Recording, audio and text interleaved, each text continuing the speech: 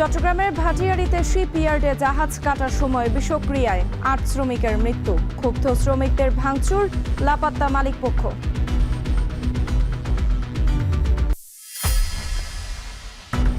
রাজধানীতে লোডশেডিং বাড়িয়ে পল্লী বিদ্যুতে পরিস্থিতির তেমন উন্নতি নেই। কোথাও কোথাও বিদ্যুৎ থাকছে না 12 ঘন্টা পর্যন্ত। গ্যাস সংকটে শিল্পে কমেছে উৎপাদন, বাসাবাড়ি যানবাহনেও ভোগান্তি। কালকে রাত্রে কারেন্ট পাই নাই, মানে সারা রাত্রে 2 ঘন্টা কারেন্ট পাইছি। 24 ঘন্টার মধ্যে মনে হয় 10 ঘন্টা এভারেজ থাকে। আর কখন আসবে কিন্তু ঠিক নেই, এটা আসলে দেবে। 400-500 টাকা ডেলি খরচা হচ্ছে। এ টাকা বাবা গ্যাসের টাকা মালিককে করতে গিয়ে দিব। রাজধানীর পাইকারি বাজারে কিছুটা স্বস্তি থাকলেও খুচরায় প্রভাব নেই। চাষের মাছের দাম বাড়তেই নাগালের বাইরে ইলিশ। পরিবহন ভাড়া বাড়ার অজুহাত।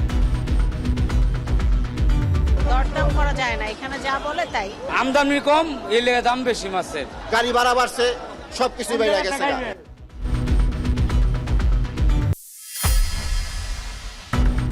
রোগীর চাপ আর মধ্যসত্ত্ব ভোগের দৌরাত্মে নাকাল রাজধানীর পঙ্গু হাসপাতাল।